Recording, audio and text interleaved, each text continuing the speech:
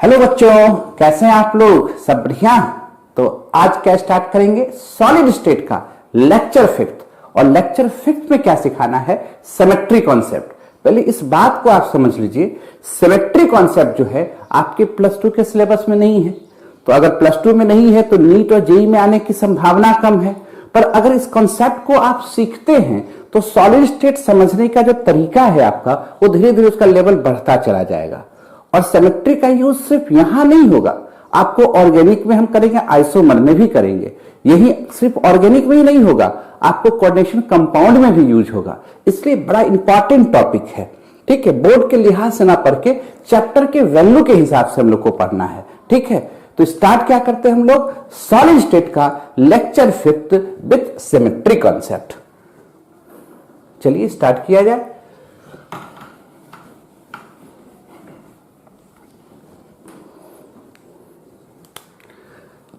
आज आपको सिखाएंगे types of symmetry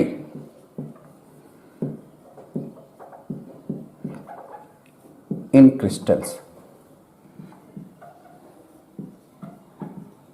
in crystals,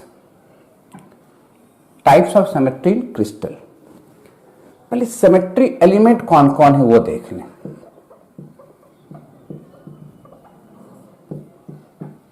जिसके बारे में जानना है, तो मेनली तीन तरह के सिमेट्री एलिमेंट होते हैं, पर यहां हम लिख रहे हैं चार। कैसे चार लिखते हैं वो देखिएगा। एक होता है आपका plane of symmetry. Plane of symmetry, इसका दूसरा नाम प्लेन ऑफ रिफ्लेक्शन भी है। इसको सिग्मा से दिखाते हैं। किससे दिखाएंगे? सिग्मा से।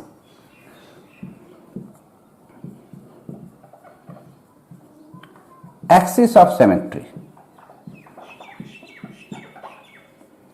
इसको CN से दिखाएंगे। क्लियर? प्लेन ऑफ सिमेट्री को POS और एक्सिस ऑफ सिमेट्री को OS कह सकते हैं, AOS। तीसरा जो है सेंटर ऑफ सिमेट्री,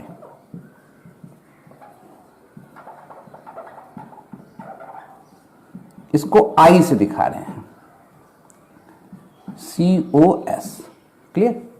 और चौथा जो है, इसी ऑपरेशन का कंबाइंड फॉर्म होता है इम्प्रॉपर सिमेट्री।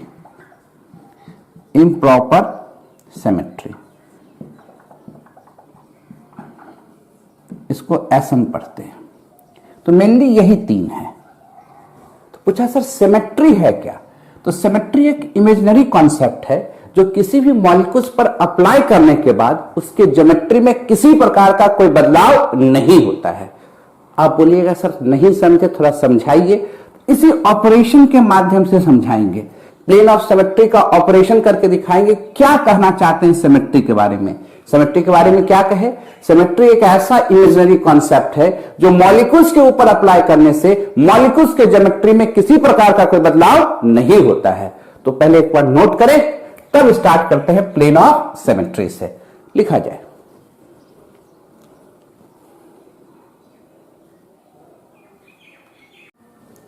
लिख लिए, मिटाया जाए। और स्टार्ट कहां से करेंगे? प्लेन ऑफ सिमेट्री से। प्लेन ऑफ सिमेट्री से। ठीक है, स्टार्ट किया जाए। प्लेन ऑफ सिमेट्री,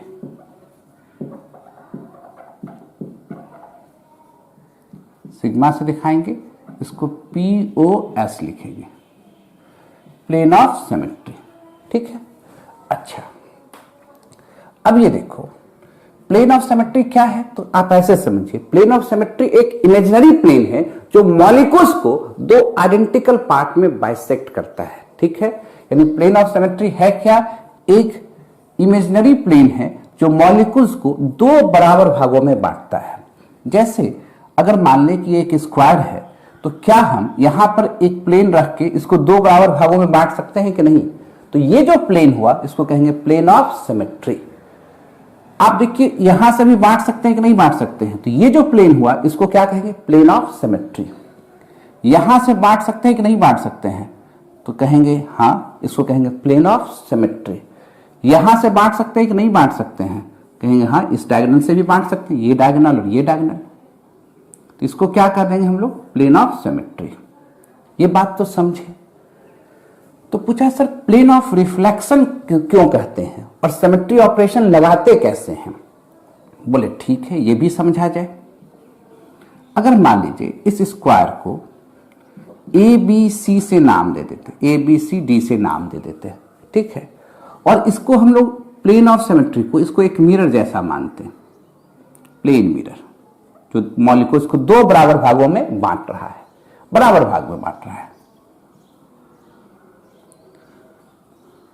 इसको लिखते हैं सिग्मा से। प्लेन का काम क्या है, रिफ्लेक्शन। वो रिफ्लेक्ट किया बी को ए के पास और ए को बी के पास, सी को डी के पास और डी को सी के पास भेज दिया। इस तरह से अगर हम ये लेवल हटा देते और जिस समय प्लेन रखते, कहते आप अपनी आंखें बंद रखिए, प्लेन रखने के बाद जो मॉलिक्यूल्स मिलता उस मॉलिक्यूल्स को दिखाते, इस स्क्वायर को दिखाते और आपसे पूछते क्या इसके बीच में प्लेन रखा गया है, तो आप कहते नहीं पता। क्यों नहीं पता? क्योंकि सिमेट्री एक ऐसा कॉन्सेप्ट है जिसको अप्लाई करने से मॉलिक्यूल्स के ज्योमेट्री में कोई बदलाव नहीं हुआ, पर जब हम नंबरिंग कर दिए ए बी सी डी तो पता चल रहा है कि रिफ्लेक्ट हो रहा है ना।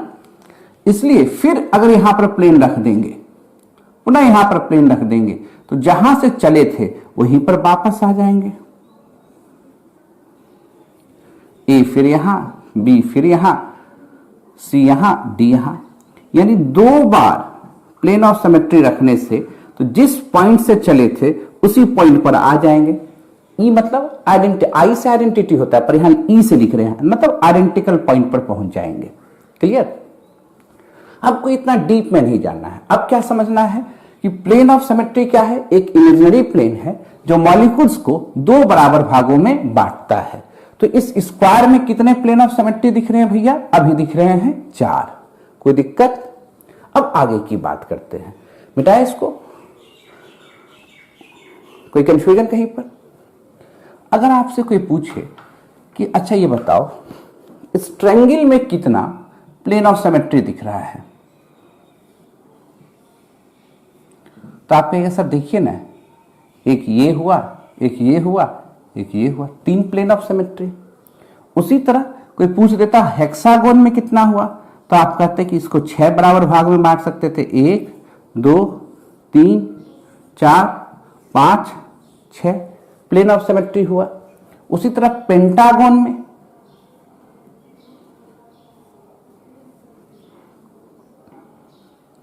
1 2 3 4 5, इसमें तो कोई दिक्कत नहीं है। अब जो सबसे इंपॉर्टेंट पॉइंट है वो समझिए। अगर आपसे कोई पूछ दे कि एक लीनियर मॉलिक्यूल्स है, डायटॉमिक मॉलिक्यूल्स है, मान लो पेन ही है, लीनियर मॉलिक्यूल्स है,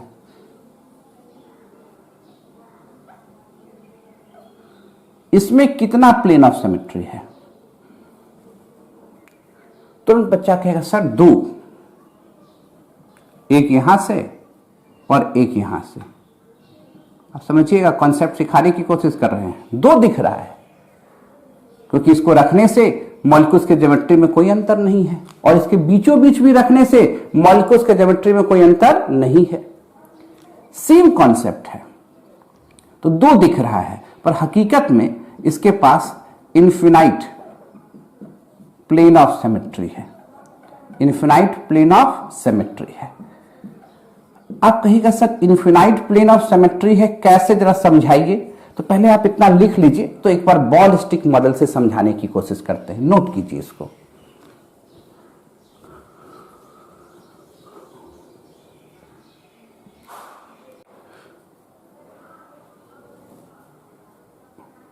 लिख लिए? आगे बढ़ते हैं हम लोग। अब बॉल स्टिक मॉडल से सीखा जाए। ये क्या दिख रहा है? डायटॉमिक मॉलिक्यूल्स दिख रहा है साफ साफ। अभी आप क्या देख रहे थे? एक प्लेन इस तरह से काट रहा था, दोनों बॉल एक दूसरे में चला गया। आपने कहा कि एक प्लेन तो आपने ऐसे देखा, अब एक प्लेन आप इसको ऐसे काट रहे थे ना, तो दूसरा प्लेन हुआ। तो हम कहेंगे ऐसे काट सकते हैं कि नहीं? तो कहेगा हाँ सर, तीसरा हो गया। तो आप ऐसे काटे ऐसे काटे 60 डिग्री से काट सकते हैं कि नहीं? कहेंगे हाँ, क्योंकि दोनों बराबर से कटेगा। कटेगा कि नहीं? तो एक पॉइंट से आप खुद जानते हैं, एक पॉइंट से कितने लाइन खींच सकते हैं? इन्फिनाइट लाइन खींच सकते हैं। उसी तरह जब दो पॉइंट को मिलाएंगे, इस तरह से दो पॉइंट को मिलाएंगे तो इसको इन्फिनाइट एक्सिस के थ्रू काट सकते हैं। 1 2 हर 1 डिग्री 2 डिग्री 1 डिग्री 1 मिनट इस तरह से काटते जाएंगे, कटता चला जाएगा। क्लियर है ना? तो कितने इसके पास प्लेन ऑफ सिमेट्री हुए? इन्फिनाइट प्लेन ऑफ सिमेट्री हुए। इस बात को दिमाग में सेट कर लेना है कि लीनियर मॉलिक्यूल्स के पास, लीनियर सिस्टम के पास कितने प्लेन ऑफ सिमेट्री होते हैं? इन्फिनाइट प्लेन ऑफ सिमेट्री होते हैं। और एक इंपॉर्टेंट पॉइंट जो बहुत काम देगा, आगे हम लोग को आइसोमर में काम देगा, कोऑर्डिनेशन कंपाउंड में काम देगा, वो क्या काम देगा कि जितने भी प्लेनर मॉलिक्यूल्स होते हैं, planar molecules always contain one molecular plane of symmetry. Molecular plane of symmetry. Plane of symmetry. आप कहेगा सर ये मॉलिकुलर प्लेन ऑफ सिमेट्री क्या है? तो मॉलिक्यूल्स के बीचों बीच पार्टिसिपेट होता है। तो सर कैसे, जरा बताइए, दिखाते हैं। ये स्टिक है, लगा लेते हैं पहले बढ़िया ढंग से, बॉल स्टिक मॉडल। ये आपको क्या दिख रहा है? ट्रायंगल दिख रहा है। अभी आप क्या देख रहे थे? इस ट्रायंगुलर शेप में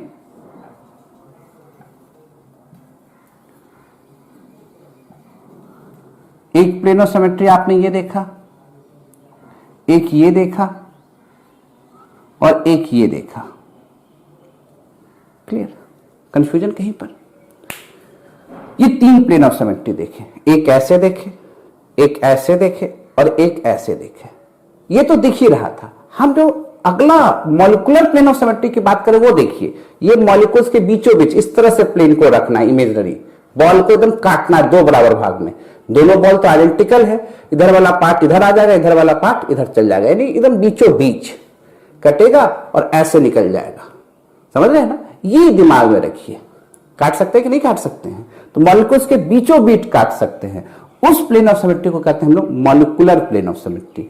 तो हर एक प्लेनर के पास एक मॉलिकुलर प्लेन ऑफ सिमेट्री होता है। इसके पास भी है, इसके पास भी है, स्क्वायर प्लेनर के पास भी होगा। क्लियर है बात? तो जो प्लेनर मॉलिक्यूल्स होंगे उसके पास एक एक्स्ट्रा प्लेन ऑफ सिमेट्री होगा, उसको क्या कहेंगे हम लोग? Molecular plane of symmetry. देखिए स्क्वायर में भी बना के दिखाते हैं। स्क्वायर में अभी तक आप क्या सीख रहे थे कि 4 तो होगा, जो देखे थे। कैसे? तो एकदम जो दिख रहा था साफ साफ, इसको ऐसे काट दिए, इसको ऐसे काट दिए, 2, ये तीसरा डायगोनल पर और ये चौथा। इसके अलावा भी एक प्लेन ऑफ सिमेट्री जिसको क्या कहेंगे हम लोग? Molecular plane of symmetry. कहां है जरा दिखाते हैं। एक कॉपी ले लेते हैं भाई, मान के चलो कि एक स्क्वायर है ये, ठीक है। ऐसे तो आपने रखा, एक ऐसे भी रखा आपने, 2 इस तरह से काटा, डायगोनल को ही काटा इस तरह से, 3 ऐसे भी काटा, 4। हम जो प्लेन ऑफ सिमेट्री की बात कर रहे हैं वो ऐसे बीचों बीच, इधर बुक का इधर और इस पार्ट दोनों आइडेंटिकल हो इस डायरी का, तो क्या करते?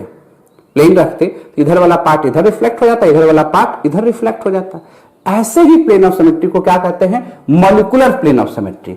तो दिमाग में क्या सेट करना है कि जितने भी प्लेनर मॉलिक्यूल्स होंगे उसमें एक सदैव मॉलिकुलर प्लेन ऑफ सिमेट्री होगा। कोई दिक्कत वाली बात है? समझ में आ रहा है बात कैसे हम लोग यूज करना चाहते हैं? तो एक बार नोट कीजिए, तो फिर आगे की बात करते हैं।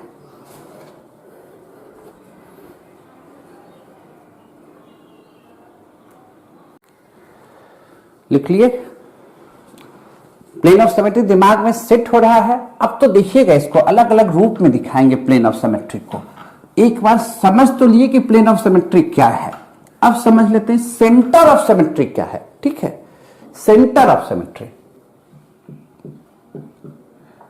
सेंटर ऑफ सिमेट्री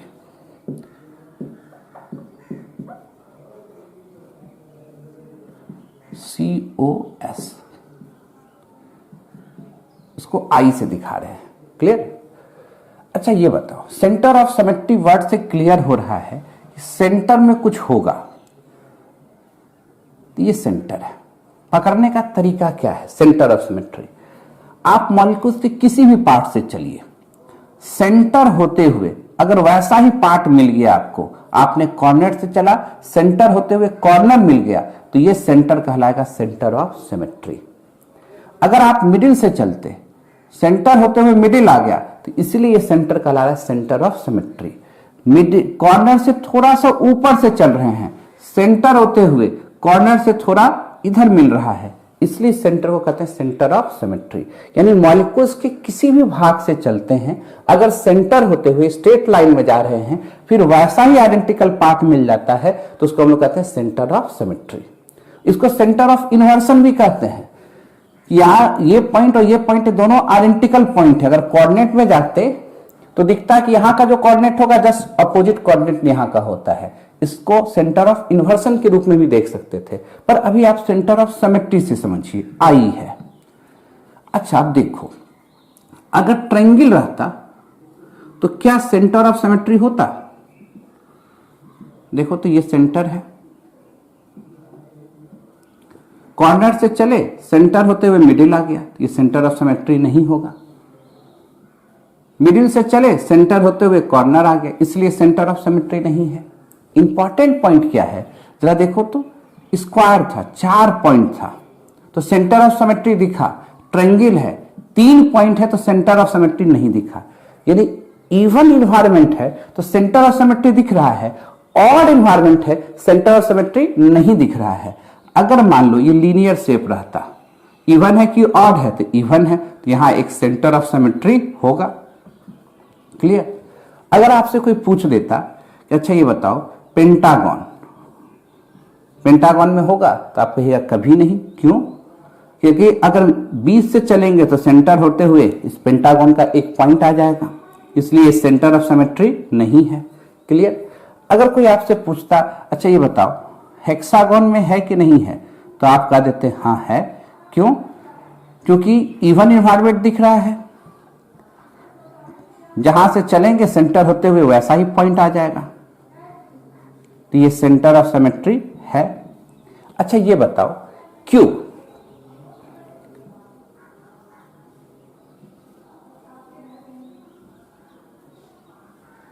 क्यूब है ये, यहां सेंटर ऑफ सिमेट्री होगा, तुरंत इवन ऑड का दिमाग में लगा लोगे। क्या दिख रहा है यहां पर? इवन इन्वायरमेंट, निश्चित तौर पर यहां पर सेंटर ऑफ सिमेट्री होगा। तो ऐसे दिमाग में सेट करना है। और इसको सेंटर ऑफ इन्वर्सन भी क्यों कहते हैं? अगर कोऑर्डिनेट एक्सिस में बना के दिखाते तो सेंटर ऑफ इन्वर्सन भी सीख सकते, तो वो धीरे धीरे जहां पर जरूरत होगा वहां पर दिखाएंगे। अभी समझ लिए सेंटर ऑफ सिमेट्री क्या है, अब सीख लेते हैं एक्सिस ऑफ सिमेट्री क्या है, तब क्यूब में लगा के दिखाते हैं, जिस काम के लिए यहां पर हम लोग कोशिश कर रहे हैं। पहले नोट कीजिए,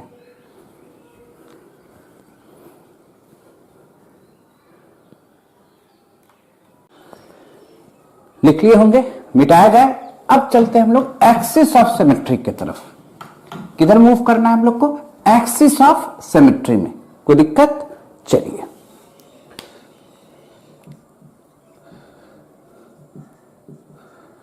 एक्सिस ऑफ सिमेट्री,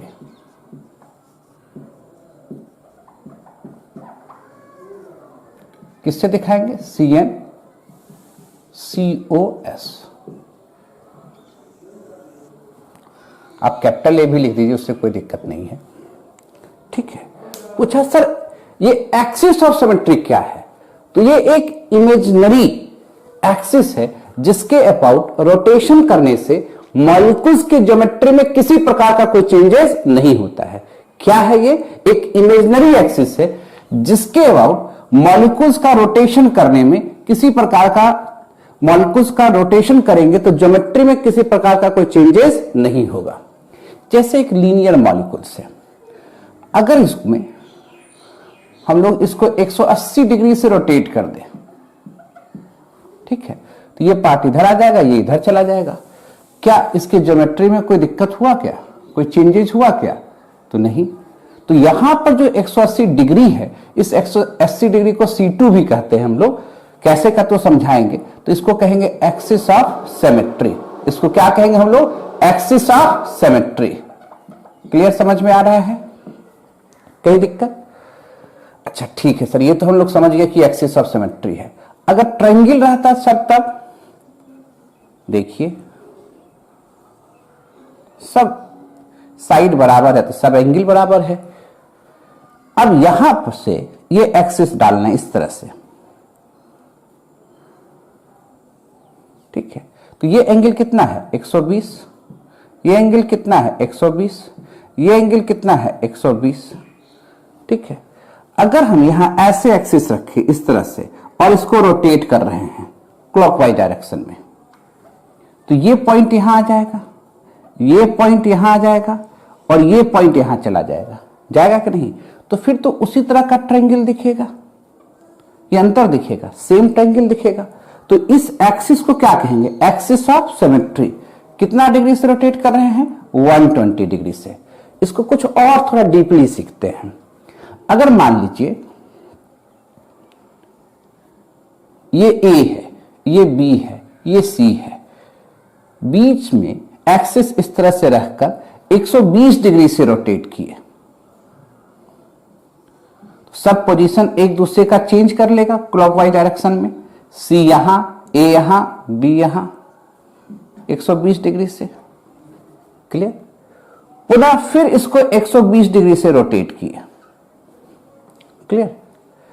अब C A के पास आ जाएगा, A B के पास जाएगा, B C के पास चला जाएगा। तो क्या हो जाएगा? ये B हो जाएगा, ये C हो जाएगा, यह A हो जाएगा। अगर पुनः इसको 120 डिग्री से रोटेट करो तो क्या दिख रहा है कि B C के पास, C A के पास, A B के पास। ये A है, ये B है, ये C है। तो जहां से चले थे वहीं आ गए। जोड़ो तो क्या हुआ? 120, 120, 120। इसका मतलब 120 प्लस 120 प्लस 120 मतलब 360। आप इस बात को जानते हो कि 360 डिग्री से किसी को रोटेट कर देंगे तो जहां से चलेंगे वहीं पर आ जाएंगे, है ना। इसको हम लोग कहते हैं C3। इसको क्या कहते हैं हम लोग? C3। इसको क्या कहते हैं? C3। अब ये C3 है, कितने बार ऑपरेट हुआ? 3 बार। तो क्या लिखेंगे? C3 operated 3 times. तो जहां से चले थे वहीं पर आ गए, आइडेंटिटी आ गए। कोई दिक्कत वाली बात है? अब इस बात को पहले हम लोग बॉल स्टिक में भी समझ लें तो थोड़ा और समझना आसान काम हो जाएगा। तो पहले नोट कर लीजिए, तब उसमें समझाते हैं, तब ये C3 C2 कैसे लिखते हैं वो बताते हैं। पहले नोट कीजिए।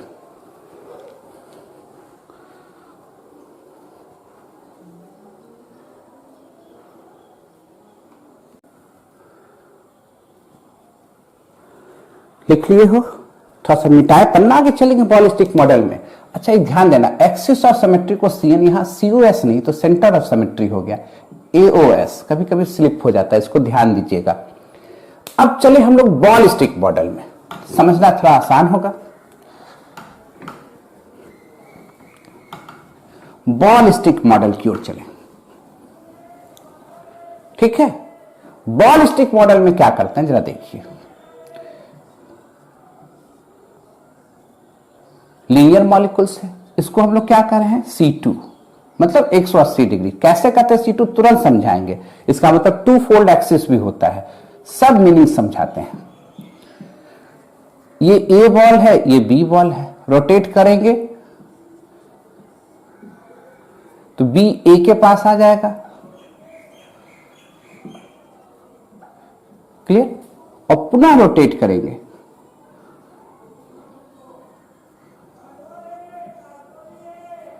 यहां A हो जाएगा, यहां B हो जाएगा। यानी 2 बार रोटेट किए, C2 को 2 बार ऑपरेट किए तो जहां से चले थे वहीं आ गए। आइडेंटिटी पर आए कि नहीं आए? क्लियर है? अब करके दिखाते हैं बॉल स्टिक में। देखिए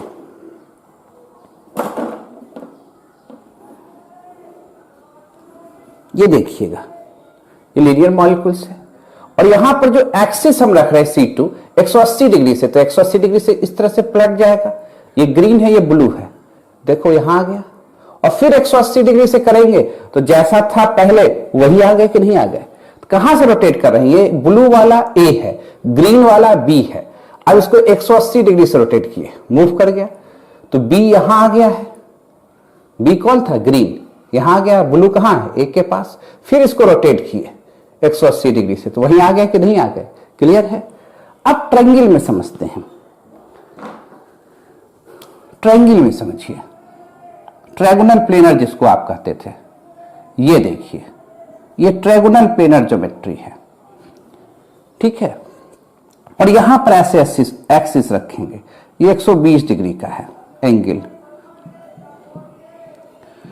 कैसे एक्सिस रखना है, इस तरह से एक्सिस रखना है यहां पर, और ऐसे रोटेट करना है।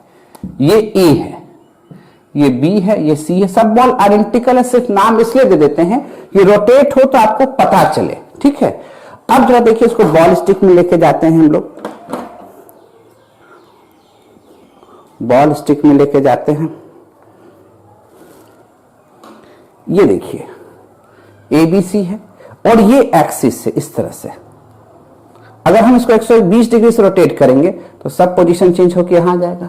फिर 120 से रोटेट करेंगे तो ऐसे होगा, और फिर 120 से रोटेट करेंगे तो जहां से चले थे वहीं आ जाएंगे। समझ में आ रहा है बात। तो ये जो एक्सिस है तो इसको कहेंगे एक्सिस ऑफ सिमेट्री। और कितना डिग्री से रोटेट कर रहे हैं, तो 120 डिग्री से रोटेट कर रहे हैं। इसको C3 भी कहते हैं हम लोग। क्या कहते हैं, C3। क्यों कहते हैं वो अब समझाते हैं। इसका मतलब आप क्या देखें कि अगर इसको रोटेट कर दिया जाए 120 डिग्री से, जिसको C3 कहते हैं, A आ जाएगा B पर, B C पर, और C कहां आ जाएगा, A पर। क्लियर। तो जो रोटेशन बनेगा,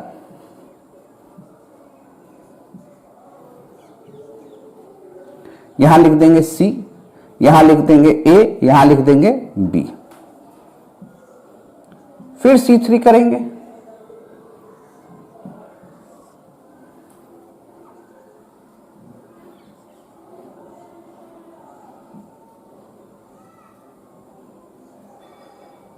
यहां हो जाएगा क्या, B, यहां C, यहां A। अब फिर इसको 120 डिग्री से रोटेट करेंगे C3, तो क्या हो जाएगा, B यहां, C यहां, A यहां।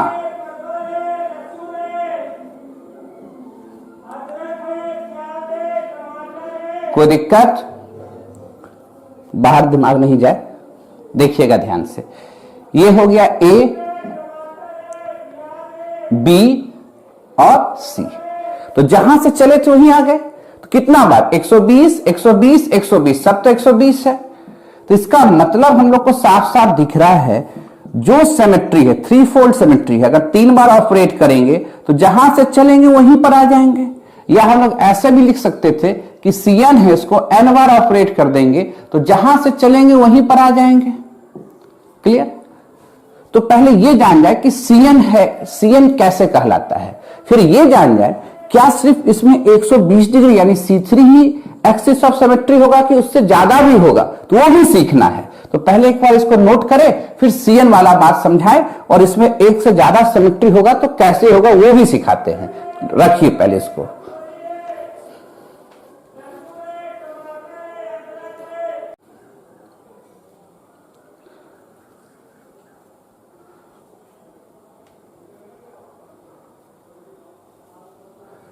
लिख रहे हैं, मिटाया जाए।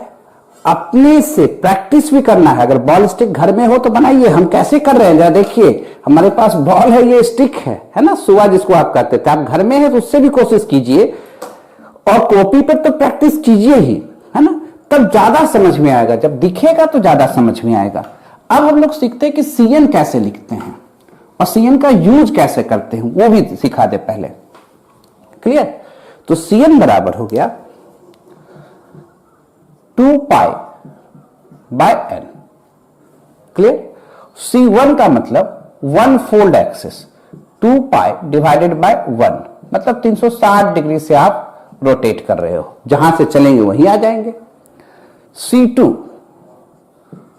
2 पाई बाय 2, क्या हो जाएगा 180, C3 2 पाई बाई 3 क्या हो जाएगा 120, C4 2 पाई बाई 4 क्या हो जाएगा 90, C5 2 पाई बाई 5 तो ये क्या हो जाएगा 72 डिग्री का एंगल हो जाएगा, है ना। और C6 आ जाए तो 2 पाई बाय 6 मतलब 60 डिग्री। इसी तरह से चलते रहेंगे। कहीं कंफ्यूजन वाली बात? अब ये बात तो आप जान गए कि जिसको ऑपरेट करेंगे एन टाइम, सीएन को ऑपरेट करेंगे एन टाइप, तो जहां से चले हैं वहीं पर आ जाएंगे, आइडेंटिटी हो जाएगा। एक बात और समझना है, अगर सीएन इस तरह से लिखा हुआ है या सीएन प्लस लिखा हुआ है तो इसका मतलब होगा rotation in clockwise direction, rotation in clockwise direction. कोई दिक्कत वाली बात? और ये जो सीएन है इस तरह से लिखा हुआ है माइनस करके, तो इसका मतलब समझिएगा rotation in anti clockwise direction, पीछे की ओर, rotation in anti clockwise direction. ये बात तो समझ में आ रही है। अब क्वेश्चन उठा कि कहां पर हम C2 सोचेंगे, कहां पर हम C3 सोचेंगे, कहां पर C4 सोचेंगे, ये कैसे सोचेंगे? ये भी सोचना बड़ा आसान है। सर कैसे? जरा देखो, जहां पर एक्सिस रखोगे उसके दोनों साइड पॉइंट देखो। यहां एक्सिस हमने रखा, दोनों साइड पॉइंट कितना है 2, तो सीधे समझना है 2 फोल्ड एक्सिस। C3 है मतलब 3 फोल्ड एक्सिस, 3 बार फोल्डिंग है, तब जहां से चले थे वहीं आएंगे 120 डिग्री का। C4 4 fold axis, C5 5 fold axis, C6 6 fold axis, ऐसे भी पढ़ते हैं हम लोग। अब ये जरा देखो कितना पॉइंट है, 2 पॉइंट, तो इसको कहेंगे C2 एक्सिस, यानी एक्सिस ऑफ सिमेट्री क्या हो गया C2, 180 डिग्री से रोटेशन होगा। अगर मान लो ये ट्रायंगल आ जाता और एक्सिस यहां रख रहे हो तो कितने पॉइंट दिख रहे हैं? तो आप कहोगे सर 3, तो यह निश्चित तौर पर यहां पर जो एक्सिस ऑफ सिमेट्री बनेगा वो क्या बनेगा C3 बनेगा। तब तो सर ऐसे स्क्वायर में रख रहे हैं तो ये क्या कहला जाएगा? अरे भैया C4, देखो ना 4 पॉइंट बन रहा है तो C4 सोचोगे। तब तो सर इस तरह से पेंटागन अगर बन रहा हो तो क्या सोचना चाहिए? तुम बताओ C5, क्लियर। तब तो हेक्सागोन बन रहा हो सर तो क्या सोचना चाहिए? C6, clear. तो सोचने का तरीका तो आप समझ गए कि कब क्या होगा। C1 का मतलब क्या, C2 का मतलब क्या, C3 का मतलब क्या, C4 का मतलब क्या, C5 का मतलब क्या, C6 का मतलब क्या, आगे भी रहता तो उसका मतलब क्या। और जो ऑपरेशन दिया हुआ है उतने टाइम ऑपरेट करोगे तो जहां से चले हो वहीं आ जाओगे। C2 2 बार तो 180 180 मतलब 360, 360 का मतलब क्या, पूरा कंप्लीट एक साइकिल, तो जहां से चले हैं वहीं आ जाएंगे। ये भी बात समझ रहे हैं। Cn प्लस या क्लॉकवाइज का डायरेक्शन होगा तो क्या लिखेंगे? Rotation in clockwise direction. उल्टा रहा तो rotation in anti clockwise direction. और जहां पर एक्सिस रखेंगे वहां से पॉइंट गिनेंगे कि कितने पॉइंट है, तो उससे पता चल जाएगा कि C2 है कि C3 है कि C4 है कि C5 है कि C6 है। पहले एक बार नोट करें तो फिर आगे की थोड़ी सी बात करें, लिखा जाए।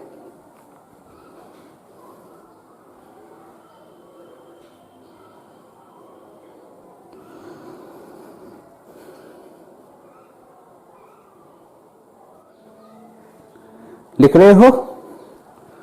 मिटाया जाए, कोई दिक्कत? अब देखिए और थोड़ा सीखा जाए, इसमें और कॉन्सेप्ट क्लियर होगा, है ना। देखिए अगर मान लीजिए 2 ट्रायंगल पैरेलल है तो दोनों के बीच में एक कॉमन C3 एक्सिस मान सकते हैं, क्लियर। उसी तरह 2 स्क्वायर इस तरह से पैरेलल है तो दोनों के बीच का जो कॉमन एक्सिस होगा उसको क्या मान लेंगे? C4 मान लेंगे। उसी तरह 2 हेक्सागोन है और इसके बीच का जो कॉमन एक्सिस हो जाएगा उसको क्या मान लेंगे, C6 मान लेंगे। इसका भी बड़ा यूज होगा, क्या ध्यान दीजिएगा। अब ये जैसे समझो कि हम लोग ट्रायंगल देख रहे थे, अभी तक एक्सिस हम लोग ऐसे रख रहे थे, ये जो एक्सिस हो रहा था ऐसे तो दिखा नहीं सकते थे, मान लो ऐसे जो एक्सिस हो रहा था इसको हम लोग C3 कह रहे थे। हम अब ऐसे एक्सिस नहीं रखना चाहते हैं, अब एक्सिस रखना चाहते हैं इस तरह से, ये A है, ये B है, ये C है, इस तरह से एक्सिस रखना चाहते हैं। और जिस पॉइंट पर एक्सिस रखा जाएगा, अब ये पॉइंट हिल डोल नहीं करेगा, इस बात को ध्यान रखिएगा, जिस पॉइंट पर एक्सिस रखा जाएगा अब वो पॉइंट हिल डोल नहीं करेगा, तो हिलेगा कौन, ये। अब एक्सिस के अबाउट कितने पॉइंट बचे, 2, तो इस एक्सिस को क्या कहोगे, C2, इसको क्या कहोगे, C2। अब रोटेट करो ना इसको 120 से, तो क्या होगा, A नहीं हिलेगा, A जहां है वहीं रहेगा, B यहां आ जाएगा और C यहां चला जाएगा। क्लियर। फिर समझो कि अगर इसको रोटेट कर दे पुनः उसी जगह से, रिपीट कर दिए C2, तो वापस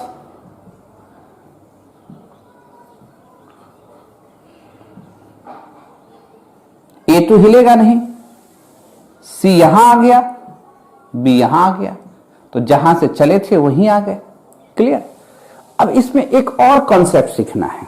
क्या सीखना है, तो जैसे ये C2 हुआ तब तो ये भी C2 हो सकता है, नहीं, जरा देखो तो, जरूरी है कि यही C2 होगा, ACB, ये C2 हुआ तब तो ये भी C2 हो सकता है, ये भी C2 हो सकता है, बिल्कुल।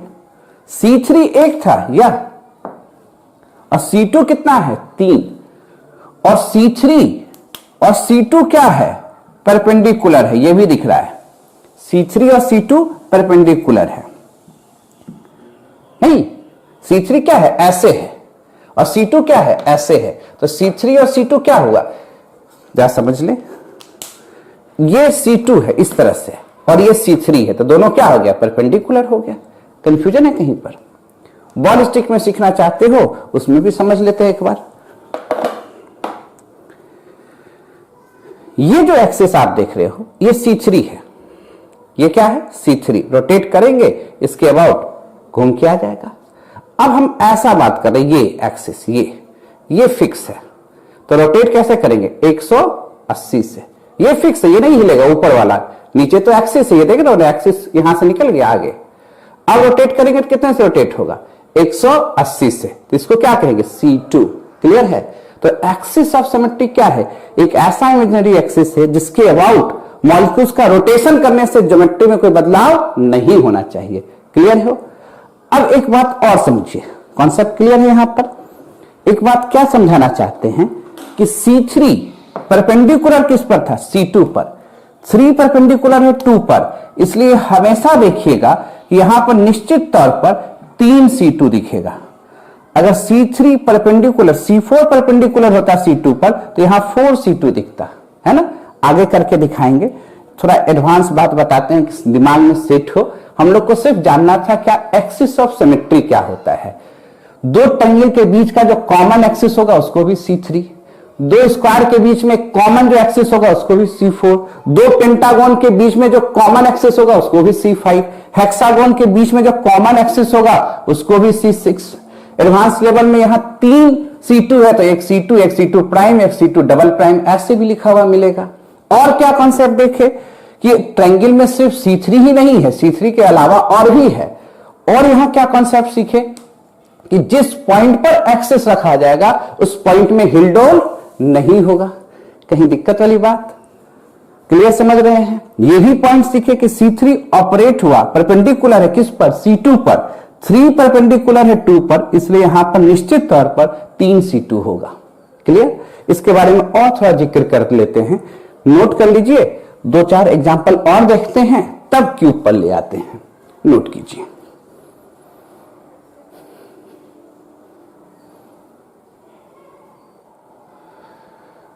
नोट कीजिए तो थोड़ा और एग्जाम्पल देखा जाए। मिटाए ना, देखिए एकदम आराम से देखते चलिए।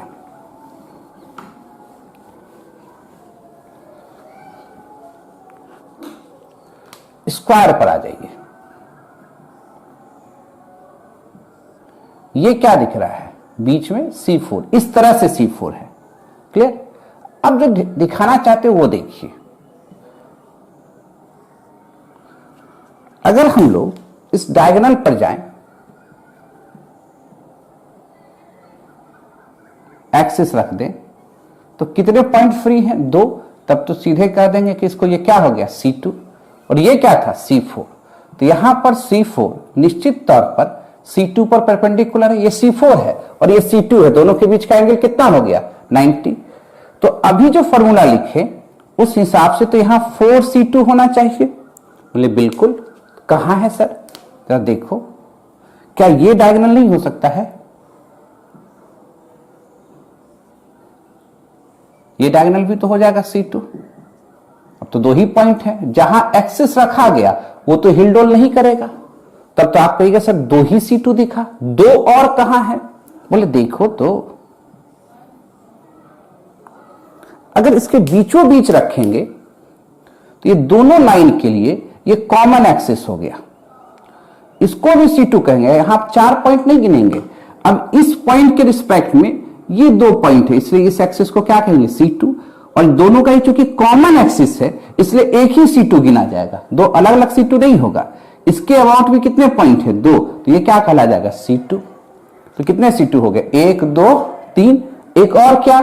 समझ गए होगे कैसे? जरा देखो क्या करेंगे, ये वाला, तो ये क्या कहला जाएगा? C2। कंफ्यूजन है कहीं पर? तो अब ये बताओ, C4 परपेंडिकुलर हुआ किस पर? C2 पर। कितना C2 दिख गया? 4। कोई कंफ्यूजन? अगर उसी तरह से हेक्सागोन वाला हो जाए, ये देखो हेक्सागोन, ये C6 है, और C6 में अगर यहां पर हम लोग इस एक्सिस को रखें, ये तो C6 कैसे? इस तरह से है। अगर इसके बीच में कॉमन एक्सिस ये ले लिए, ये तो हिलडोल नहीं करेगा। अब इसके रिस्पेक्ट में, इस पॉइंट के रिस्पेक्ट में, इस एक्सिस के रिस्पेक्ट में 2 पॉइंट, और इसके रिस्पेक्ट में भी कितने पॉइंट हैं? 2। इसलिए इसको भी क्या कहेंगे? C2। इसको भी क्या कहेंगे? C2। तो C6 परपेंडिकुलर है किस पर? C2 पर। तो कितना C2 होगा? 6। कैसे? देख ले। तो जहां जहां प्लेन ऑफ सिमेट्री दिखा था, अब उसको एक्सिस के रूप में देखेंगे तो सब C2 दिखेगा, सब एडवांस के रूप में है। तो कौन कौन C2 हो सकता है? तुम आराम से देखिए, ड्राइंग तो आपका हमसे बहुत तगड़ा होगा। ये C2, ये C2, ये C2, ये C2, ये C2 और ये C2, तो 6 C2 हो जाएगा। करके देखिए, है ना? उसी तरह पेंटागोन में देखिएगा, पेंटागोन में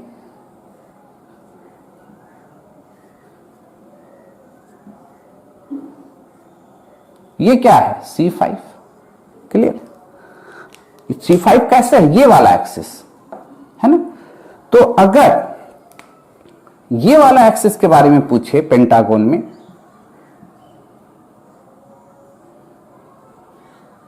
ये एक्सिस एकदम बीचों बीच। अब देखो, इस पॉइंट के अबाउट 2 पॉइंट है और यहां के अबाउट भी क्या है? 2 पॉइंट है। तो इसके लिए भी C2 और यहां भी C2, और सब तो कॉमन है, और कॉमन एक्सिस क्या कहला जाएगा? C2। क्लियर है? ये कैसे था? C5 इस तरह से, और C2 कैसे है? इस तरह से। और जहां पर एक्सिस रखेंगे इसके अबाउट कितने पॉइंट है? 2। ये एक्सिस कॉमन है, इसके अबाउट भी कितने पॉइंट है? 2। तो ओवरऑल क्या कहलाएगा? C2। कॉमन एक्सिस में 4 पॉइंट नहीं गिनेंगे इसको। क्लियर है ना? तो इसका मतलब क्या हुआ? C5 perpendicular on C2। तो अब बताओ कितना C2 दिखेगा? तो आप निश्चित तौर पर कहिएगा सर यहां तो 5 C2 दिखना ही दिखना है। क्लियर? कहां दिखेगा? जगह हम बना लें, यही बना देते हैं। आप कहिएगा सर गंदा कर देते हैं आप इधर उधर, अरे भैया रिपीट करोगे साफ सुथरा दिखेगा। ये एक C2, दूसरा C2, तीसरा C2, चौथा C2 और ये पांचवा C2। क्लियर है, समझ में आ गया।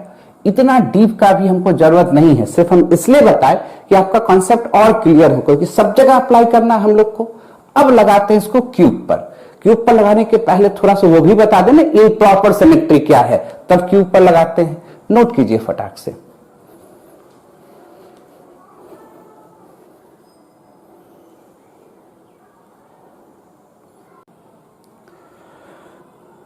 देख लिए, अब थोड़ा सा इम्प्रॉपर सिमेट्री भी सीख ले, तब हम लोग को और आसान हो जाएगा। इम्प्रॉपर का तो यूज यहां पर कहीं है ही नहीं, फिर भी जानकारी एक दे हम आपको। हम लोग बोल क्या रहे हैं, सॉलिड स्टेट पढ़ने में हमको बहुत मदद करेगा। सिलेबस में तो आपको नहीं दिया है,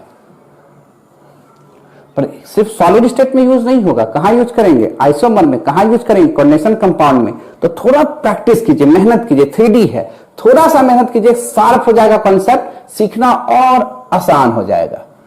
इम्प्रॉपर सिमेट्री, इम्प्रॉपर सिमेट्री।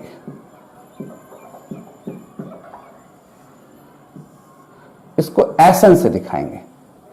एसन बराबर होता है Cn इंटू सिग्मा,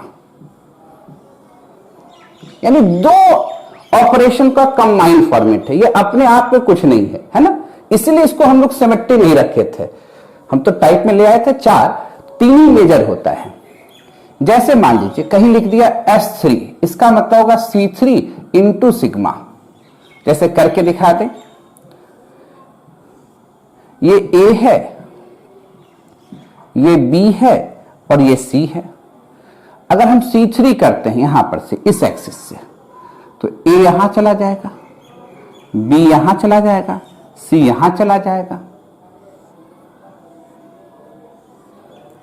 ये हो जाएगा C, ये हो जाएगा A, ये हो जाएगा B। अब यहां प्लेन लगाना है। प्लेन कहां पर, इस तरह से, ये प्लेन ऑफ सिमेट्री है। इसको ऐसे सिग्मा ए बी के बीच में रख रहे हैं तो ए बी रखेंगे।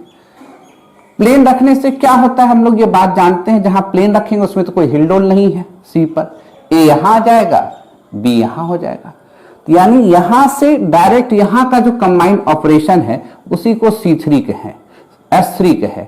S3 क्या होगा, C3 इंटू सिग्मा। तो इसका यूज उतना ज्यादा अभी हम लोग को नहीं है, जानकारी हम लोग ले लिए। अब आए मेन टॉपिक पर, क्यूब में कितने सिमेट्री एलिमेंट्स मिलेंगे, कितने तरह के सिमेट्री हो सकते हैं। नोट कर लिया, फटाफट नोट कीजिए, तब क्यूब की चर्चा करें। मिटा दें, क्लियर है। क्यूब पर आए।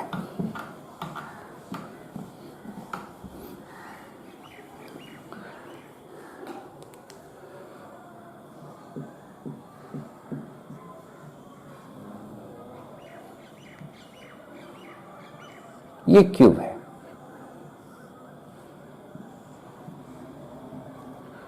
क्यूब में टोटल 23 सिमेट्री है। इस 23 में जो प्लेन ऑफ सिमेट्री है, प्लेन ऑफ सिमेट्री जो है वो 9 है। 9 प्लेन ऑफ सिमेट्री है, यानी क्यूब को 9 ऐसा जगह है जहां से 2 बराबर भागों में बांट सकते हैं। यानी क्यूब में 9 प्लेस से इसको हम 2 आइडेंटिकल पार्ट में डिवाइड कर सकते हैं, ये सिखाना था। Axis of symmetry, axis of symmetry सबसे ज्यादा है 30, और इस 13 में C4 भी है, C3 भी है, C2 भी है। C4 की संख्या मात्र 3, C2 की संख्या 4 और C2 की संख्या 6। यानी आपको फॉर्मूला भी याद रखना है, क्या हो गया 3 4 6। और क्यूब में चूंकि इवन एनवायरमेंट है, 8 है ना कार्बन, है ना, इसलिए यहां एक सेंटर ऑफ सिमेट्री है, तो सेंटर ऑफ सिमेट्री तो दिखाने की जरूरत ही नहीं है, एक होगा ही। तो टोटल कितने हो गए भाई? 9 1 10, 10 13 23, इसलिए टोटल कितने सिमेट्री हैं? 23। सबसे ज्यादा सिमेट्रिकल अगर कोई यूनिट सेल होगा तो वो क्यूब होगा। तो अब दिखा दे कहां पर इसके 9 प्लेन ऑफ सिमेट्री हैं और कहां पर इसके 13 एक्सिस ऑफ सिमेट्री हैं। पहले नोट कर लीजिए, तो इसको दिखा देते हैं आपको, देख लीजिए दिखा कि नहीं नीचे वाला।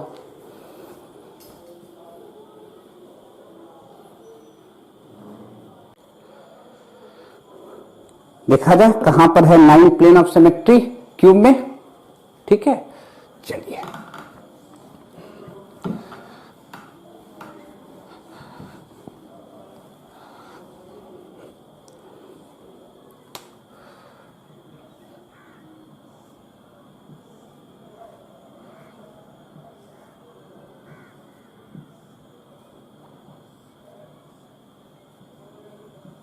क्यूब तो बना लेते हैं पहले।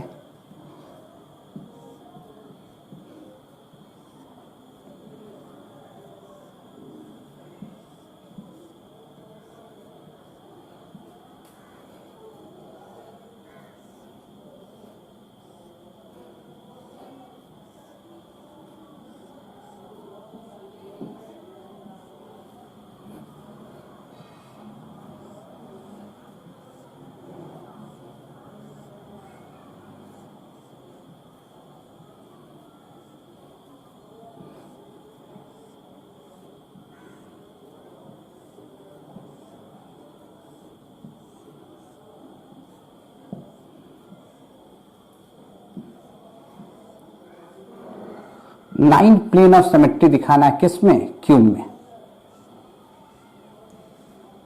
पहले 6 क्यूब बना लिए हैं। देखो ये क्यूब है, तो आप कहोगे सर पहले इसको ऐसे काट देते हैं। एक काट दिए, ऐसे भी काट सकते हैं और ऐसे नहीं, एक बार ऐसे, 2 स्क्वायर है ना, एक स्क्वायर अलग, एक स्क्वायर अलग, ऐसे भी काट दिए और ऐसे भी काट दिए। 3 तो साफ साफ दिख रहा है। 3 साफ साफ कैसे दिख रहा है भाई आप लोग को? एक बच्चे ने बोला सर इस तरह से बीचों बीच ये कट कर लगा दिया। बोले वेरी गुड। एक ऐसा कट लगा दिया सर, वाह बहुत अच्छे। एक सर ऐसे कट लगा दिया,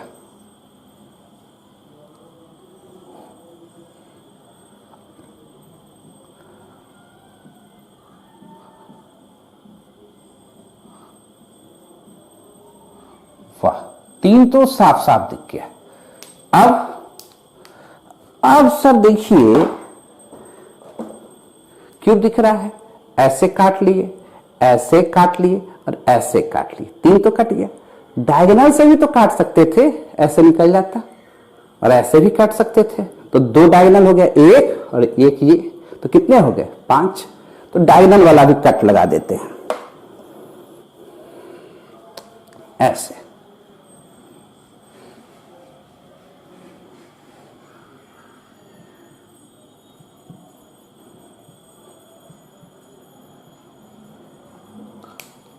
ये भी लगा देते हैं कट।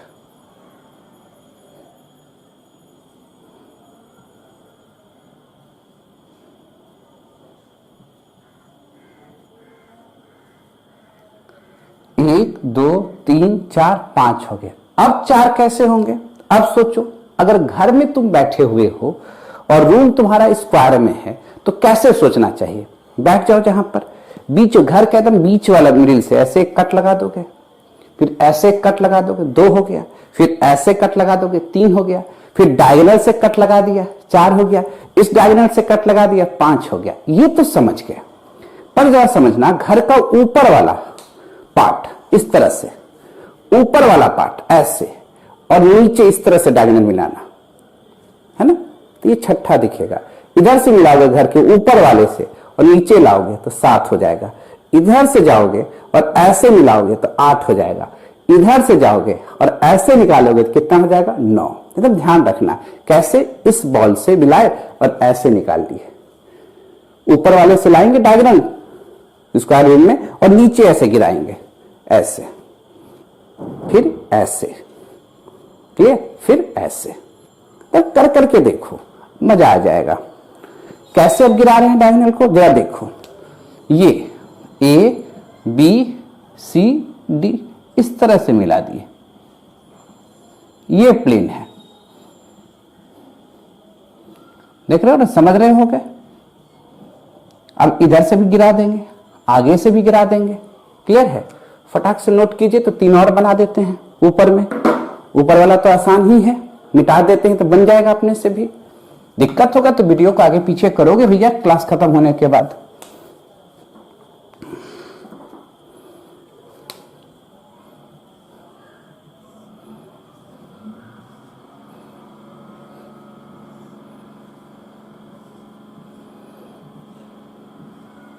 छह हो गया था, 3 और बनाना है।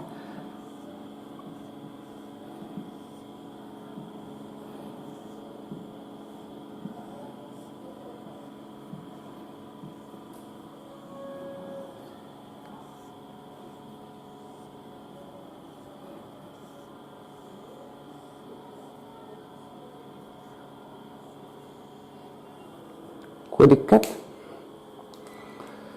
अब यहां से देखो, इस पॉइंट को मिलाओ इस तरह से,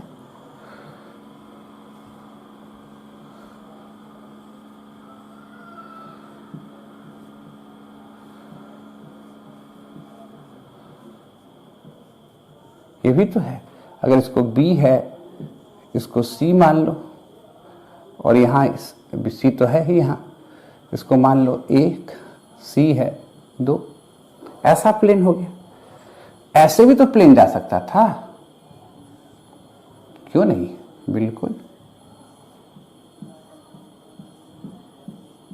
तो इस पॉइंट को क्या माने थे, ए। नीचे वाले पॉइंट को कुछ माने हो क्या, नहीं। यहां कुछ माने हो क्या, नहीं। अच्छा, यहां से यहां जा रहे हैं, इस पॉइंट को कहीं कुछ नहीं माने हैं, तो 2 था, इसको 3 मान लो। इस पॉइंट को माने हो डी, इस पॉइंट को कुछ माने हो, नहीं, तो 4। ऐसे भी कटा, ऐसे भी कटा। अब ये इस तरह से कट रहा है, तो ये इस तरह से कटेगा। इसको थोड़ा दिखाना कठिन होता है, ओवरलैप कर जाएगा, इसलिए थोड़ा आपको ये समझना होगा, है ना। इस तरह से ये समझना होगा, इसको थोड़ा दिखाना कठिन हो जाता है। ये नीचे वाले बेस को 2 माने थे और इसको यहां 4 माने थे। देखो यहां 4 है, ये 2 है। और ऊपर वाला ये कोना को 1 माने थे और इस कोना को क्या माने हैं, 3। 2 4 और 1 3 का जो प्लेन बनेगा वो प्लेन हो गया। क्लियर, समझ में आ रहा है। तो 3 सिंपल दिखा था, 2 डायगोनल पर दिखा था, और रूम में क्या करना है, ऊपर से ऐसे गिराना है, ऐसे गिराना है, फिर ऐसे गिराना है, फिर ऐसे गिराना है। 9 प्लेन ऑफ सिमेट्री हो जाएंगे। नोट कीजिए। तो एक्सिस ऑफ सिमेट्री को दिमाग में सेट करा देते हैं। क्लियर, नहीं भी आगे घबराने की बात नहीं, दिमाग में सेट रखना है कि 9 प्लेन ऑफ सिमेट्री किसमें होता है, क्यूब में होता है। नोट कीजिए।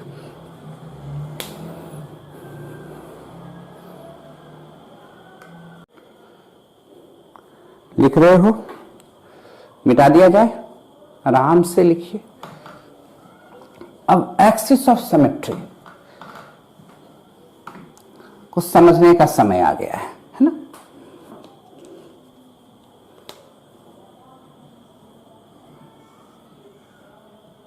पहले C4 को समझ लें। ये क्यूब है, इसमें कितने पैरेलल स्क्वायर फेस होंगे।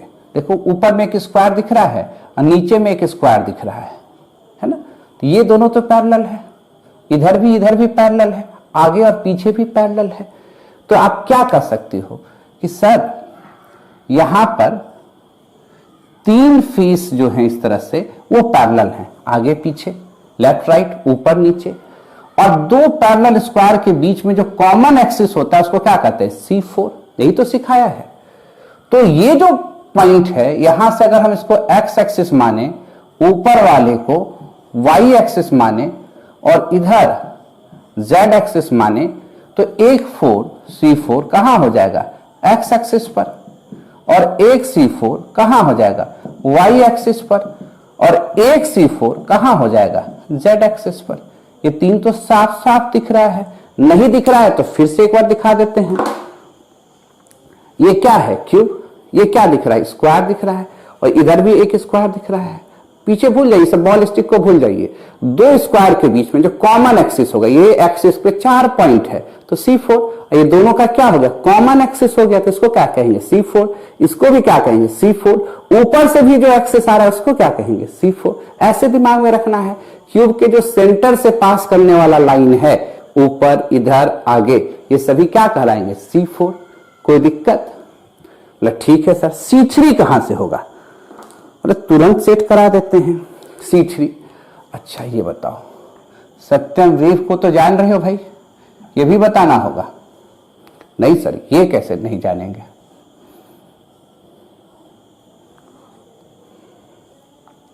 तो एक क्यूब में कितने डायगोनल होंगे सोच के बताओ।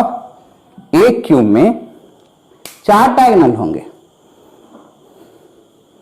ये यहां से जाएगा यहां निकलेगा एक डायगोनल, दूसरा डायगोनल यहां से जाएगा यहां निकलेगा एक डायगोनल, दूसरा डायगोनल, तीसरा यहां से जाएगा यहां निकलेगा और चौथा यहां से जाएगा यहां निकलेगा। तो वेव जानने का क्या मतलब है? अगर इसको हम W कहें, इस दोनों से जो एक्सिस पास होगा डायगोनल से वो कहलाएगा C3। एकदम याद रखना है, डायगोनल से जो एक्सिस पास कर रहा है वो क्या है C3। ये क्या हो गया A, ये क्या हो गया A, और इसके बीच से जो एक्सिस पास कर रहा है डायगोनल से उसको क्या कर देंगे C3। ये हो गया V। क्योंकि 3D है, बोर्ड पर थोड़ा देखना मुश्किल काम होता है, इसलिए आपके दिमाग में सेट करा रहे हैं C3 V। और ये क्या हो गया E। ये क्या हो गया C3। सब यहां से निकल जाएगा। क्लियर? तो वेव को जितना हो जाएगा वो क्या कहला जाएगा C3।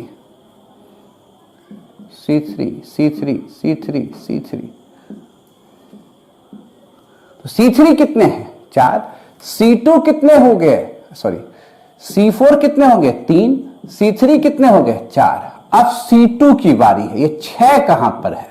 तो पहले इसको लिख लो, उसको थोड़ा और साफ सुथरा बनाते हैं। कहीं दिक्कत है?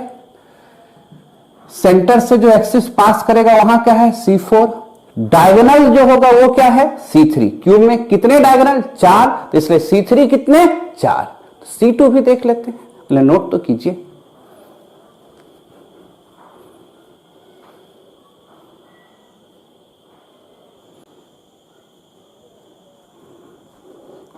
लिख लिए हो, मिटाया जाए तो डायगोनल कितने हुए 4, ऐसे याद रखेंगे C2 C3, ये हो गया C4। अब आते हैं C2 के तरफ। C2 कितने होंगे 6।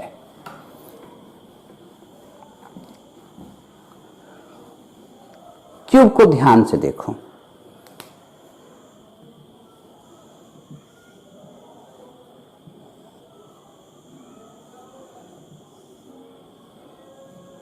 क्यूब को ध्यान से देखो। कितने एज होते हैं क्यूब में?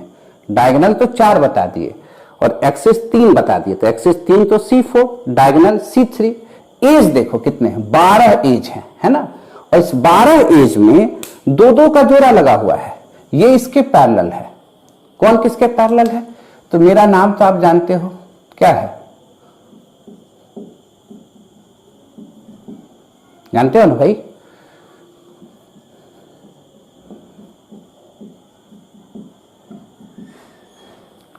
जरा देखो, ये इसके पैरेलल है। अगर सबको मिटा देंगे तो ये पैरेलल दिखेगा दोनों लाइन। सबको मिटा दें तो क्या दिखेगा देखो,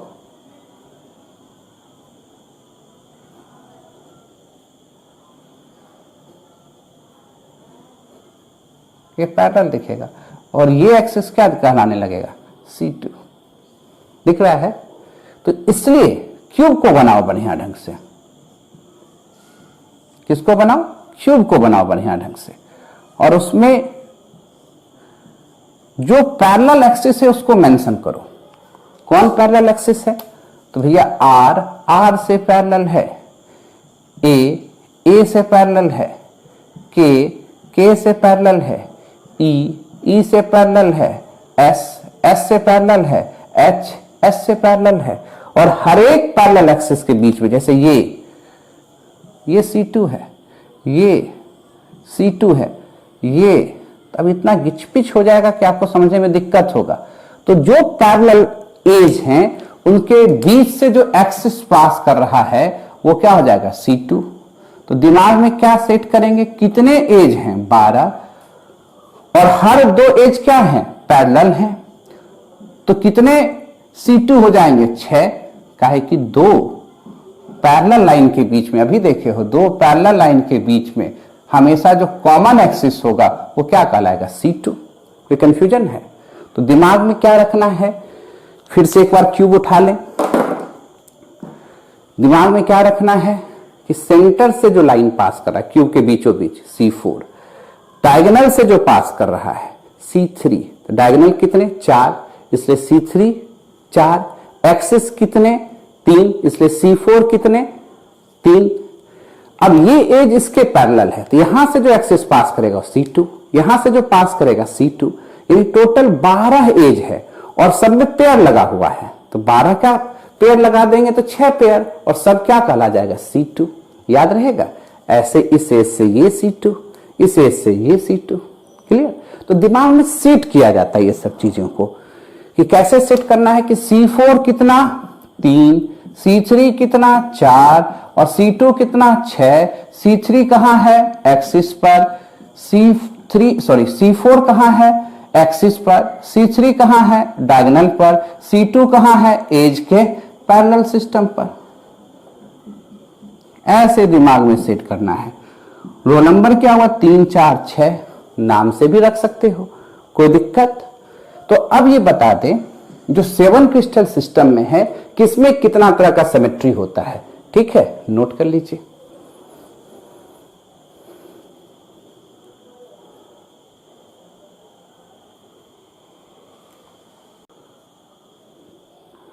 लिख लिए हो भाई। अब किस क्रिस्टल सिस्टम में कितना होता है वो बता दें, नोट कर लो। अगर छूट जाएगा तो लेक्चर खत्म होने के बाद फिर पीछे से आगे आ जाइएगा। अब कंक्लूजन की ओर चला जाए, कहीं दिक्कत। अच्छा, 7 क्रिस्टल सिस्टम क्या था, C-TOM,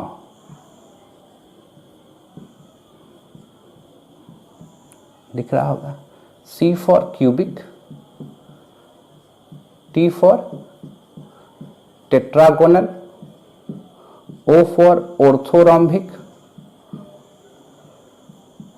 O for orthorhombic, rhombic, M for monoclinic,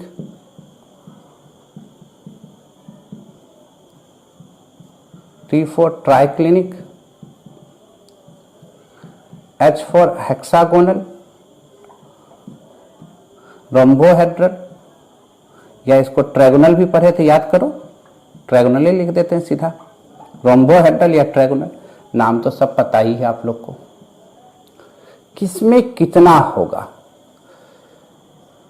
sigma plane of symmetry, cube में अभी कितना देखें, 9, और एक्सिस ऑफ सिमेट्री कितना देखें, 13, ये तो देखे। टेट्रागोनल में नहीं दिखाए, होगा कितना, 5, और एक्सिस ऑफ सिमेट्री भी होगा 5। ऑर्थोरोम्बिक में 3, और एक्सिस ऑफ सिमेट्री भी कितने होंगे, 3, ध्यान रखिएगा। मोनोक्लिनिक में 1, और एक्सिस ऑफ सिमेट्री भी 1। ट्राइक्लिनिक में 0, सबसे अनसिमेट्रिकल ऑर्डर यही है, एक बार क्वेश्चन भी पूछे हैं आप लोग से, है ना। हेक्सागोनल में 7, 7, और ट्रायगोनल रोम्बोहेड्रल में भी 7 और 7, याद रहेगा। कंडीशन तो सब बता दी है आप लोग को पैरामीटर के हिसाब से, कोई दिक्कत तो नहीं होना चाहिए, नोट कर लीजिए। तो आज हम लोग इतना ही रखेंगे, बाकी नेक्स्ट क्लास में। ये तो समझ में आ गया ये थोड़ा एक्स्ट्रा पार्ट यहां पर पढ़ाए, और फिर जो कल का क्लास लेंगे रेडियस कैलकुलेशन से चलेंगे, फिर टॉपिक पर लाएंगे, फिर जोड़ेंगे। इसका बहुत यूज होगा आपको, जो ये सीखेगा उसको बहुत आसान लगेगा। ठीक है, नोट किया जाए।